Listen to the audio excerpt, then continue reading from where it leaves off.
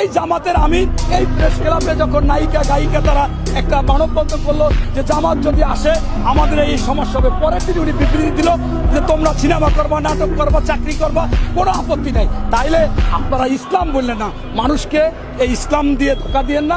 চামচিকেও একটা পাখি, ইগলও একটা পাখি। উনি একজন শিক্ষক, উনি ওনার কাছে শিক্ষা নিতে হবে।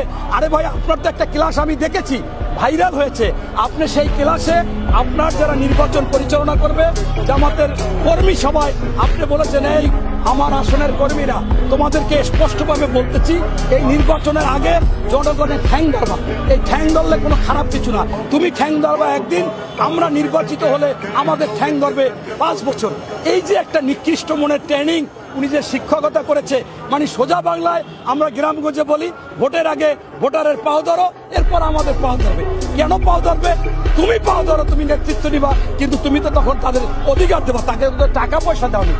আপনার যে শিক্ষক হবে, আপনাদের যে শিক্ষা দিবেন, আরে বাবা আপনি তো সেদিনও ধানের শীষ লইয়া লাফাইছেন, বলছেন বিশ্বের সর্বসেরা মার্কা হচ্ছে ধানের শীষ, খালেদা জিয়ার মার্কা হচ্ছে ধানের শীষ, বাংলাদেশের মানুষের আস্থার প্রতীক হচ্ছে ধানের শীষ, এবং এই ধানের শীষই বাংলাদেশকে নিরাপদ রাখতে পারে, এবং এই ধানের শীষের হাতে নিরাপদ, তারেক রহমানের হাতে নিরাপদ, খালেদা জিয়ার। আপনি একা বলেননি, আপনার আমির বলছে, সেক্রেটারি জেনারেল বলেছে, 25 জন প্রার্থী বলেছে 18 সালে সারা বাংলাদেশে। একদিন না, মনে করেন ঘুমাবার আগ পর্যন্ত এই ধানের শীষ জিকির করেছেন, আজকে আবার অন্য সুর দেন।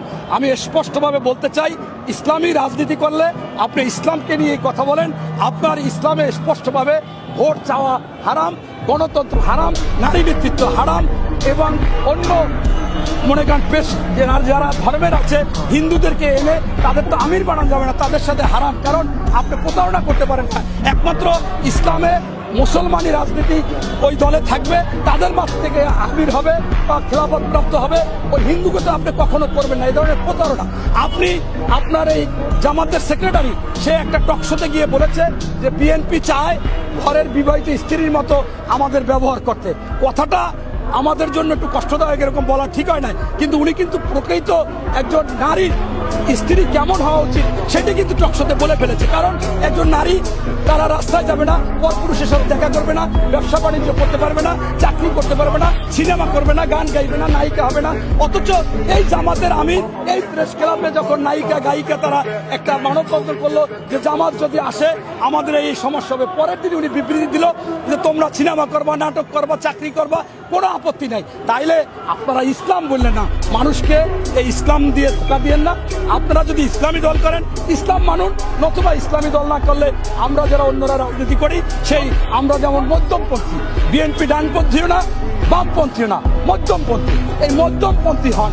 আপনি যদি ডানপন্থী থাকেন বাবা, কথা বলবেন, মানুষকে বুঝাইবেন ডানপন্থী মানে আপনার ইসলাম, আর কাজ করবেন অন ইসলামিক, এটা তো বরদাস্ত করা যায় না। ধন্যবাদ।